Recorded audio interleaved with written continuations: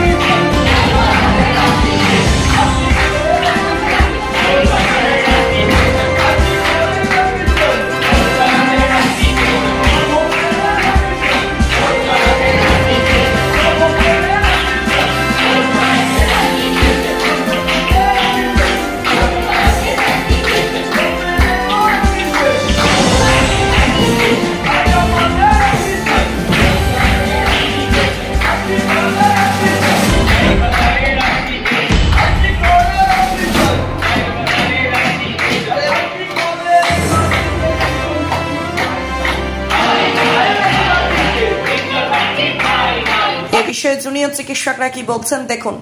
না, আমরা যেটা বলেছি যে যেখানে যে ঘটনায় মানে আরজি করের বুকে যে ঘটনা 9 তারিখের ঘটনা এবং আমরা যে কর্মকাণ্ড আরজি করের বুকে দেখেছি সেই জায়গা থেকে আমরা পরিষ্কার এটা মনে করি যে 9 তারিখের ঘটনা এবং কলেজের বুকে যে গণতান্ত্রিক পরিবেশ যেভাবে খর্ব হয়েছে সেই জায়গা থেকে দৃষ্টান্তমূলক শাস্তি আমরা চেয়েছি। আমরা দেখেছি আশিস পান্ডে অবিলম্বে গ্রেপ্তার হয়েছে ফিনান্সিয়াল ফ্রডের জায়গায়।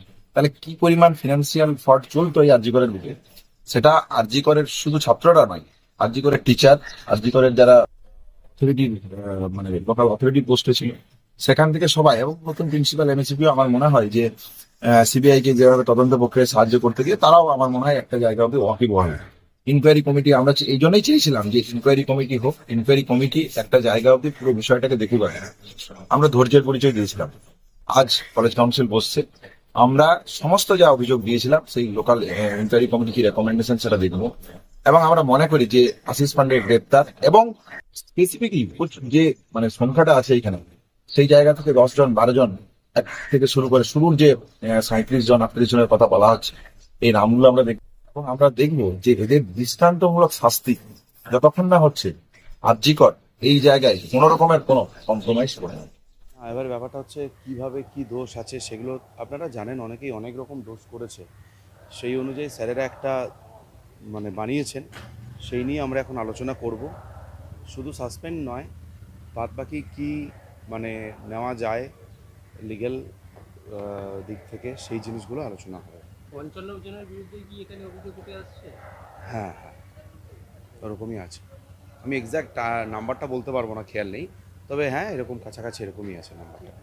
আমরা গতকাল ওয়েস্ট বেঙ্গল জুনিয়র ডক্টরস ফ্রন্টের তরফ থেকে ঘোষণা দেওয়ার পরেই তৎক্ষণাৎ সম্পূর্ণভাবে আমরা প্রত্যাহার করেছি আমাদের কর্মবিরতি এবং আমাদের সমস্ত রকমের পরিষেবা, তার জরুরি বিভাগ থেকে শুরু করে বহির্বিভাগ পর্যন্ত আইপিডি, এপিডি, ইমার্জেন্সি সমস্ত সার্ভিসে আমরা জুনিয়র ডক্টরসরা কাজে যোগদান করেছি এবং যাতে করে সাধারণ মানুষ যারা আমাদের পাশে এই আবেগ নিয়ে দাঁড়িয়ে আছেন এই যুদ্ধে, এবং আমরা আশা করি তারা আমাদের সাথে সবসময় থাকবেন এবং তাদেরকে আমরা জানাতে চাই যে আমরা সম্পূর্ণরূপে সমস্ত বহির্বিভাগ ফিরেছি। সিনিয়র ডাক্তার যেভাবে কাজ করছেন তার সাথে সাথে আমরাও এসেছি। তো যারা সাধারণ মানুষ সরকারি পরিষেবা নিয়ে থাকেন তারা সবাই যেন জরুরি বিভাগ এবং বহির্বিভাগ থেকে যেটা আমরা যোগদান করেছি সেখানে তারা রসোই কিং, গঙ্গার পাড়ে বসে একসাথে খাওয়া দাওয়া আড্ডা, খুব এক্সাইটিং তাই না? বাঙালি খাদ্য বা দেশি বিদেশি চাইনিজ কিংবা কন্টিনেন্টাল সবেতে সবার আগে রসোই কিং। খিদে পেলে এসো চলে, পরিবার বন্ধু আত্মীয় সবে মিলে। ঠিকানা একটাই, ব্যারাকপুরের মঙ্গল পান্ডে পার্কের রসোই কিং।